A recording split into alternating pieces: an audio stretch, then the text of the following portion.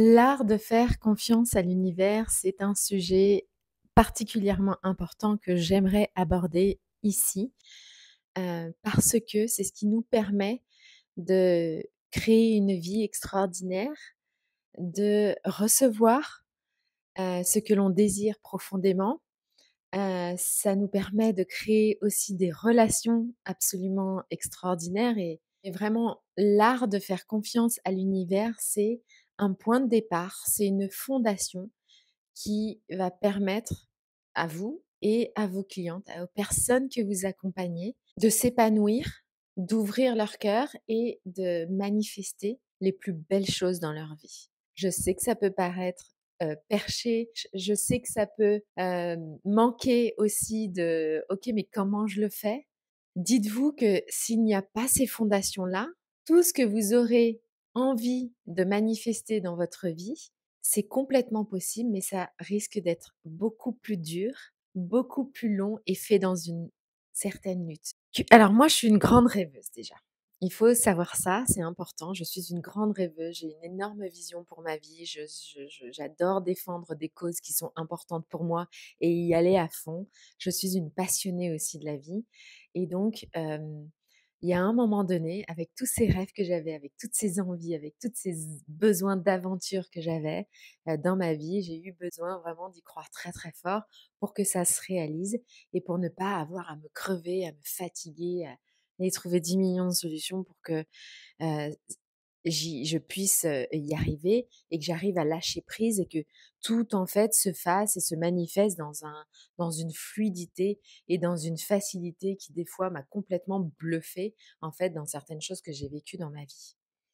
L'art de faire confiance à l'univers, c'est déjà de se dire que l'univers, quand il met un rêve dans notre cœur, quand il met un désir qui est important pour nous dans notre cœur que l'on veut réaliser, dites-vous que ça veut dire que c'est complètement réalisable. Donc ça, c'est la première chose, c'est avoir la foi que ce que vous désirez profondément, c'est réalisable et c'est possible.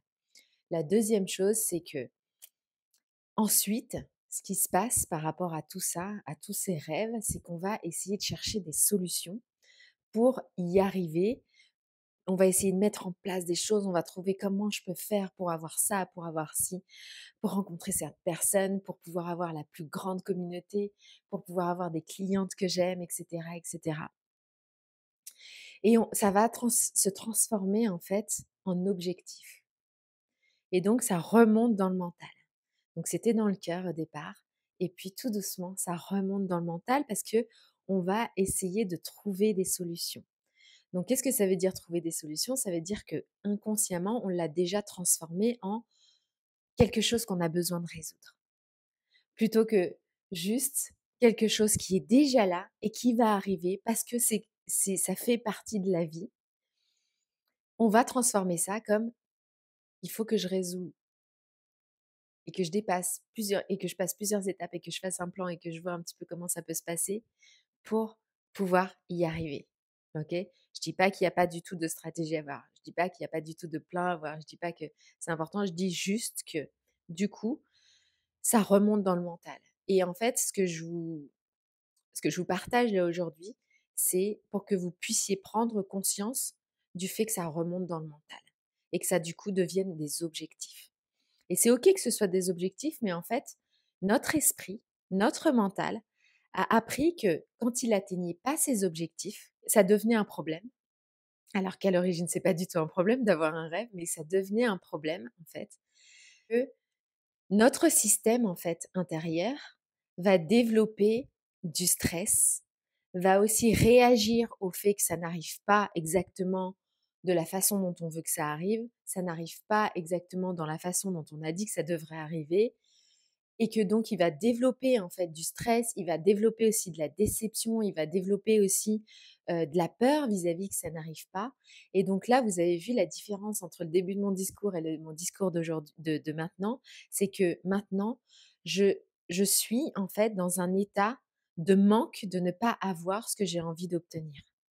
Alors qu'au départ, j'étais juste en train de rêver Et la façon dont ça me faisait sentir de pouvoir rêver et par exemple, rêver de voyager, de parcourir le monde, rêver de pouvoir, être autonome en alimentaire, rêver de pouvoir vivre en nature, rêver de pouvoir construire ma maison en terre, rêver de pouvoir, accompagner des centaines de femmes à justement réaliser leurs rêves aussi.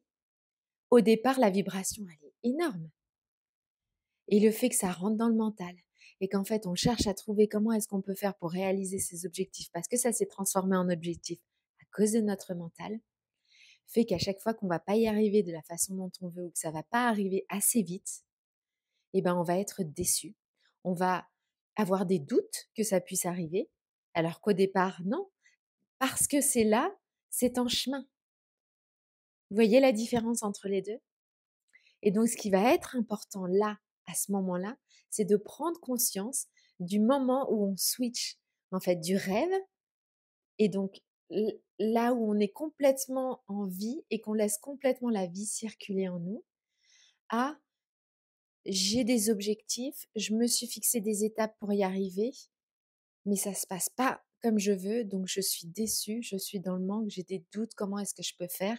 Et on rentre dans le comment est-ce que je peux faire, plutôt que de continuer à laisser la vie circuler en nous et on rentre dans un état de manque, en fait. On en a envie, mais on ne l'a pas, donc on est dans un état de manque et on va pousser avec les hormones de stress, avec de la peur, avec de la déception et de la frustration, on va pousser pour pouvoir obtenir ce que l'on désire obtenir vraiment. Donc j'aimerais vous donner quelques exemples quand même par rapport à ça. Pour parler un petit peu de mon histoire, quand j'ai rencontré Damien, mon mari, nous avons décidé ensemble de déménager et d'aller vivre en Thaïlande pour différentes raisons. Et puis là-bas, on avait ce projet d'ouvrir un écolieu, mais surtout ce projet, en fait, d'avoir un terrain à nous, de pouvoir faire pousser de notre propre nourriture, de devenir complètement autonome en alimentaire, de construire notre maison en terre et en bambou et en bois, donc complètement naturel, et de pouvoir vivre vraiment dans la plus grande simplicité. Les premiers mois, on a commencé à en parler, on a rêvé, on avait une grande vision et puis on était vraiment dans cet état d'esprit d'une certaine fa on était vraiment dans un état rêveur, de rêveur.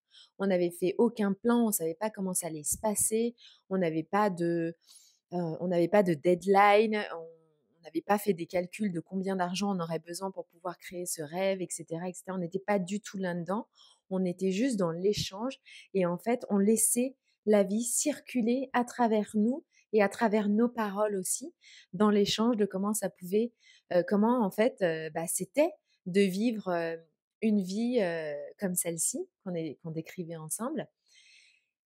Et puis ensuite, la journée et ben, on se remettait un peu à nos petites occupations à droite à gauche, mais on n'a jamais vraiment fait de plan pour savoir comment est-ce qu'on allait y arriver. Et puis un jour, on a 2 amis qui arrivent et on avait commencé quand même à regarder quelques terrains par-ci par-là parce que et encore une fois, c'était pas forcément. Alors c'était pour avoir un terrain bien entendu, mais il y avait pas de pression qui était derrière. Il y avait pas de cet état de manque de: «Ah j'ai pas mon terrain, donc je veux absolument avoir mon terrain».